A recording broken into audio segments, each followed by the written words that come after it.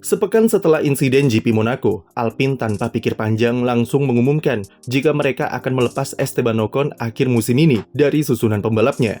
Berita ini sejujurnya kami tidak terlalu kaget, karena memang sudah diprediksi jika Ocon tidak akan diperpanjang kontraknya yang habis akhir 2024. Tapi yang membuat sedikit terkejut adalah cepatnya pengumuman perpisahan Ocon dan Alpine, yaitu cuma 1 pekan setelah insiden di Monaco. Karena kami pikir Alpine masih akan memberikan Ocon waktu dengan memberikannya sanksi yang ringan atau sanksi-sanksi dengan pendekatan persuasif. Namun seperti perkataan Bruno Famin setelah Monaco, dia mempertimbangkan konsekuensi yang berat dan ternyata benar saja kontrak Ocon tidak diperpanjang dan dia dipersilahkan pergi akhir musim ini. Pembalap 27 tahun tersebut beberapa hari sebelumnya sempat mengeluarkan klarifikasi di akun sosial medianya soal beberapa serangan bullying yang diarahkan kepadanya setelah insiden Monaco. Meski mengakui jika ia adalah pihak yang bersalah dan bertanggung jawab atas apa yang terjadi di lap pertama, namun Ocon menolak anggapan jika dia adalah pembalap yang tidak bisa bekerja secara tim sebagai sesuatu yang tidak akurat, menyakitkan, dan merusak reputasinya. Dari kolom komentar postingan klarifikasinya itu, sudah tercium adanya keretakan hubungan dengan Alpine, di mana Ocon tidak memberikan like ke komentar dari akun sosmed timnya, tak seperti ke komentar orang-orang terdekat atau penggemarnya. Dari situ fans mulai mengendus jika Ocon tidak akan diperpanjang oleh Alpine. Sekarang nasi sudah menjadi bubur, Ocon sudah terkena PHK dari tim BUMN Prancis, dan dia harus mencari tim baru di 2025 nanti.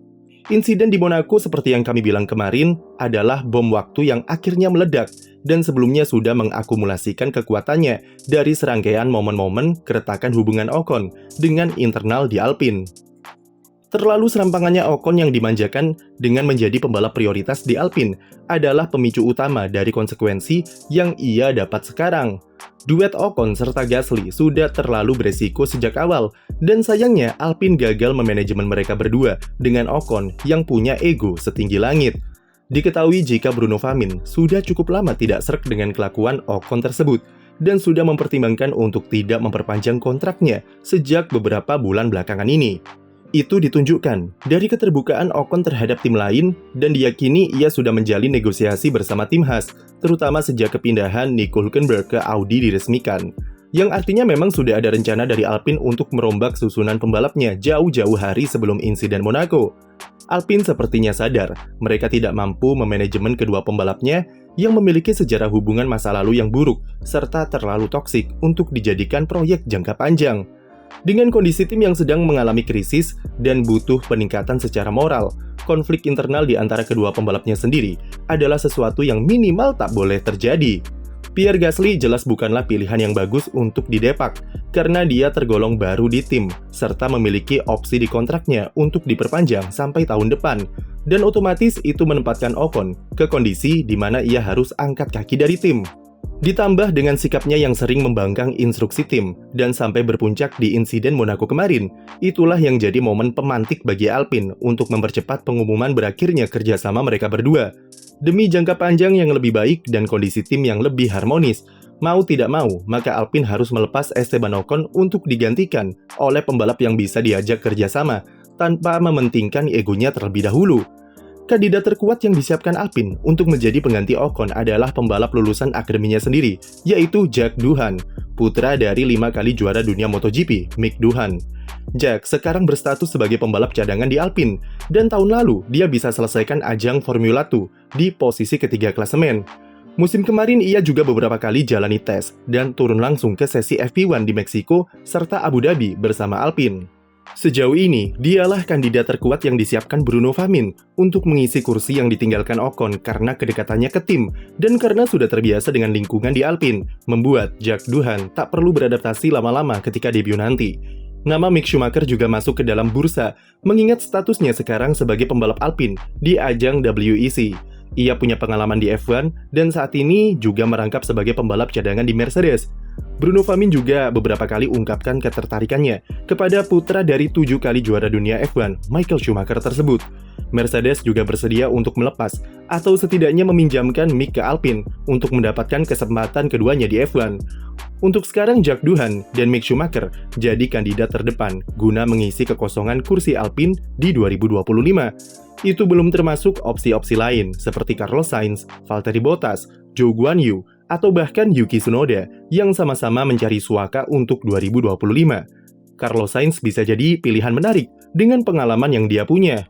Tetapi bergabung ke Alpine dengan kondisi manajemen yang kacau sepertinya akan sangat dihindari oleh Sainz dan jauh lebih mending bergabung ke proyek Audi yang sistemnya jelas. Yuki Tsunoda juga pilihan yang menarik mengingat hubungannya dengan Pierre Gasly yang sangat baik dan sudah seperti adik dan kakak. Tetapi Honda akan jadi penghalang terbesar dan iklim kompetitif mungkin bisa membuat relasi antara Tsunoda dengan Gasly tidak sehangat dulu mengingat pembalap Jepang itu sudah bertransformasi sebagai pembalap yang lebih matang. Kembali lagi ke tujuan Alpine di awal seperti apa? Dengan kondisi krisis dan harus membangun ulang fondasi tim yang sudah rusak, maka internal yang harmonis adalah prioritas utama karena mereka sudah punya Gasly sebagai pembalap berpengalaman. Tidak harus merekrut pembalap kelas kakap, tapi rookie seperti Jack Doohan atau opsi realistis seperti Valtteri Bottas mungkin sudah lebih dari cukup untuk menciptakan kondisi tim yang stabil.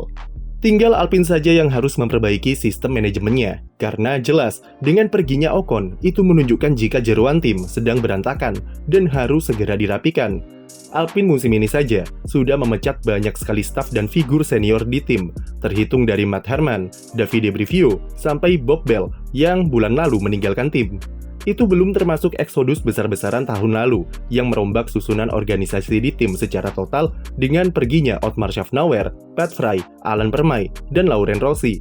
Di satu sisi perubahan ini bisa jadi adalah sesuatu yang dibutuhkan oleh Alpine, yaitu memecat orang yang dirasa tidak kompeten lagi dan gagal dalam menjalankan tugasnya di Alpine. Mereka butuh penyegaran dari sisi susunan tim di internal untuk bisa membentuk fondasi dengan mentalitas juara ke depannya. Tapi di sisi lain Bruno Famin dianggap terlalu agresif dalam melakukan bersih-bersih dan menimbulkan ketakutan tersendiri di dalam tim dengan kultur kerja yang keras serta penuh tekanan di tengah situasi krisis. Selain itu, Bruno masih belum bisa mengimbangi jumlah orang yang ia pecat atau ia mutasi dengan engineer atau staf baru yang bisa mengisi kekosongan posisi di internal. Sejauh ini masih banyakkan orang yang pergi daripada yang datang, di mana tentu itu hal yang kurang positif untuk masa depan Alpine, setidaknya untuk jangka pendek. Lalu setelah keluar dari Alpine, kemana Esteban Ocon akan berlabuh? Tapi untuk menjawabnya, muncul lagi sebuah pertanyaan, yaitu memang ada yang mau menampung Ocon dengan sejarah kelakuannya yang sering berkonflik dengan rekan setim?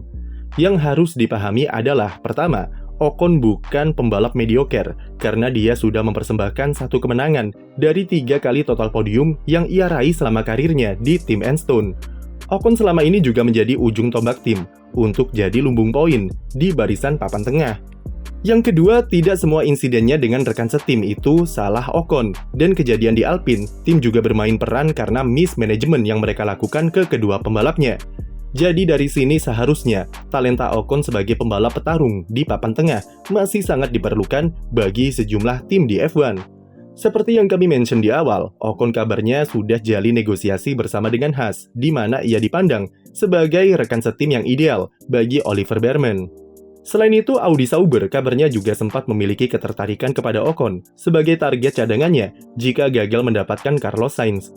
Mengingat dia masih berada di bawah manajemen Toto Wolff, maka kami tak bisa menutup kemungkinan jika bisa saja Ocon mengisi kursi di Mercedes selama 1 tahun, selagi mereka menunggu Kimi Antonelli siap.